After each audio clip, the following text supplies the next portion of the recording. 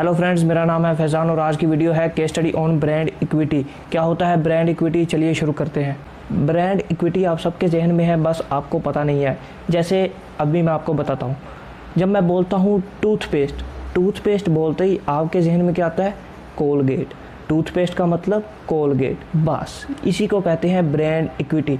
जब हम किसी प्रोडक्ट का नाम लेते हैं तो आपके जहन में एक स्पेसिफिक ब्रांड आता है, उसका कोई कॉम्पिटिटर नहीं आता, इसी को कहते हैं ब्रांड इक्विटी। जब मैं बोलता हूँ टूथपेस्ट का मतलब कोलगेट, टूथपेस्ट का मतलब सेंसोडाइन नहीं, टूथपेस्ट का मतलब कोलगेट। इसका मतलब कोलगेट के पास ब्रांड इक्विटी है और सेंसोडाइन के पास ब्रांड इक्विटी नहीं है। टूथपेस्ट का मतलब कोलगेट, डिटर्जेंट का मतलब सर्फ एक्सल, कोल्ड ड्रिंक का मतलब कोका कोला, पेन का मतलब पियानो, जीन्स का मतलब लिवाइस, शूज़ का मतलब बाटा, घड़ी का मतलब रोलेक्स, एसी का मतलब ग्री, इसी तरह बर्तन धोने का साबुन लेमन मैक्स, शरबत का मतलब रूह अफ़ज़ा। ये जो ब्रांड्स आपके जहन में चिपके हुए हैं ना, इसी को कहते हैं ब्रांड इक्विटी। बहुत ही इंटरेस्टिंग टॉपिक है, ध्यान दीजिए। अगर आप किसी राशन की दुकान पर जाकर कहें कि भैया लेमन मैक्स दे दो, तो वो फ़ौरन समझ जाएगा लेमन मैक्स मतलब बर्तन धोने का साबुन, तो वो आपको लेमन मैक्स दे देगा। लेकिन एक बर्तन धोने का साबुन तो मूली भी है। लेकिन अगर आप किसी राशन की दुकान पर जाकर कहेंगे कि भैया मूली दे दो, तो उसका रिएक्शन शायद कुछ ऐसा हो। इसका मतलब लेमन मैक्स के पास ब्रांड इक्विटी है और मूली के पास ब्रांड इक्विटी नहीं है। इसी तरह आप किसी राशन की दुकान पर जाकर कहो कि टूथपेस्ट दे दो, तो वो आपको कोलगेट देगा सबसे पहले। अगर आपको कोई और टूथपेस्ट चाहिए, यानी सेंसोडाइन चाहिए या कोई और टूथपेस्ट चाहिए, तो आपको बोलना पड़ेगा भैया टूथपेस्ट देना तो सेंसोडाइन देना, कोलगेट मत देना। मतलब कोलगेट के पास ब्रांड इक्विटी है और सेंसोडाइन के पास ब्रांड इक्विटी नहीं है। अब ब्रांड इक्विटी पैदा कैसी होती है किसी भी प्रोडक्ट की, किसी भी ब्रांड की? इसके छोटे छोटे रास्ते हैं और सबसे पहला और सबसे इम्पोर्टेंट पॉइंट जो है वो है excellent service to your customer and retailer.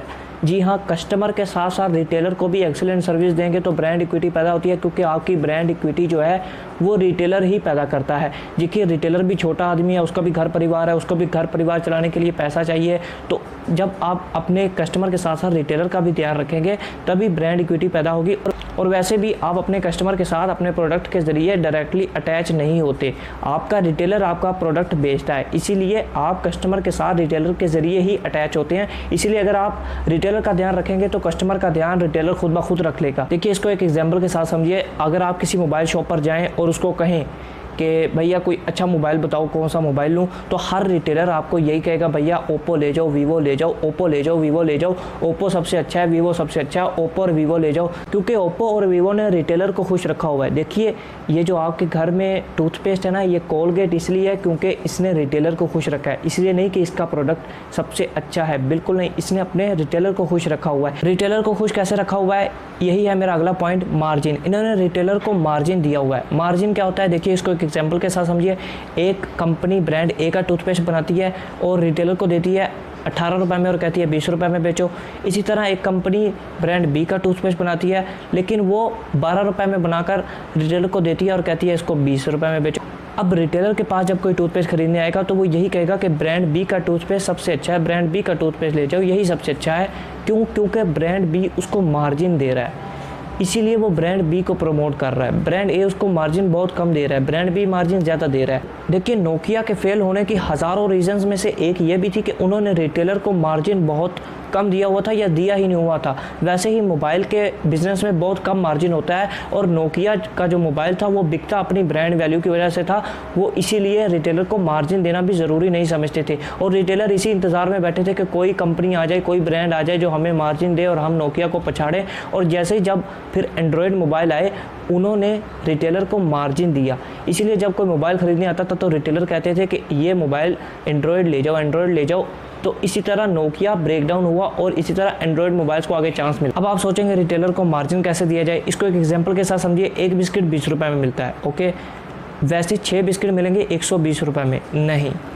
जब आप एक बिस्किट जो 20 रुपये में मिलता है उसका एक बॉक्स पूरा खरीदेंगे जिसमें 6 बिस्किट होते हैं, तो वो आपको 110 में मिलेगा या 100 रुपये में मिलेगा। देखिए, आपने एक प्रोडक्ट को बल्क क्वांटिटी में ख़रीदा, ज़्यादा मकदार में ख़रीदा, तो उसका कॉस्ट कम आया। इसी तरह जब आप किसी प्रोडक्ट को बल्क क्वांटिटी में, बहुत ज़्यादा बल्क क्वांटिटी में मैन्युफैक्चर करते हैं या उसको ख़रीदते हैं, तो वो आपको सस्ते में मिलता है। और जब आपको कोई चीज़ सस्ते में मिलती है तो आप उसको सस्ते में बेच भी सकते हैं। देखिए, बिग बाज़ार पर चीज़ें इसलिए सस्ती मिलती हैं क्योंकि वो बहुत बड़ी क्वांटिटी क्वांटिटी में चीज़ों को पीछे से खरीदता है, इतना ज़्यादा खरीदता है कि उसको सबसे सस्ता मिलता है, और जब उसको सबसे सस्ता मिलता है तो सबसे सस्ता भी वही बेच सकता है। इस तरह एक एंट्री बैरियर भी क्रिएट होता है आपकी बिज़नेस में। एंट्री बैरियर क्या होता है? बहुत कमाल की चीज़ है, ये आपके कंपटीशन को ख़त्म कर देता है।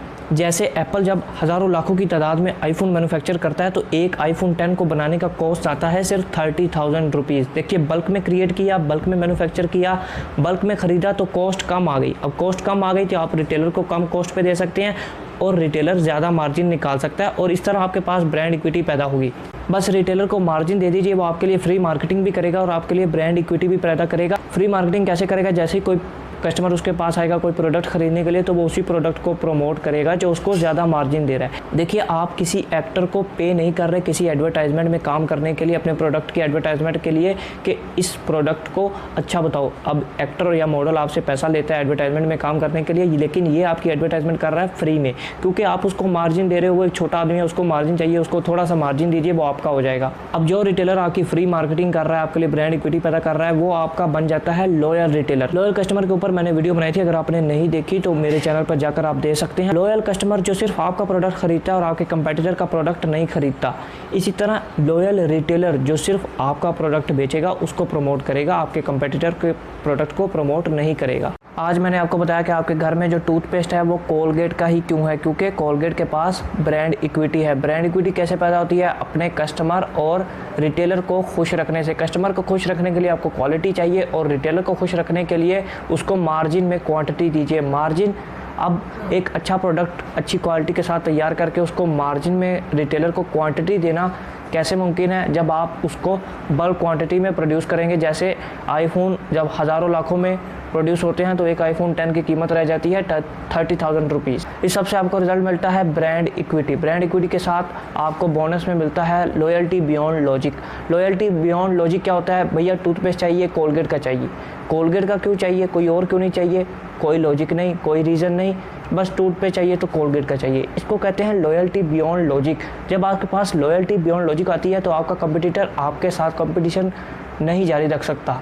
आपके कंपटीशन में कोई भी आ जाए आप उसको मात दे देंगे। अब ओप्पो और वीवो को नोकिया तब तक मात नहीं दे सकता जब तक वो रिटेलर को मार्जिन नहीं देगा। होप करता हूँ कि आप समझ गए होंगे।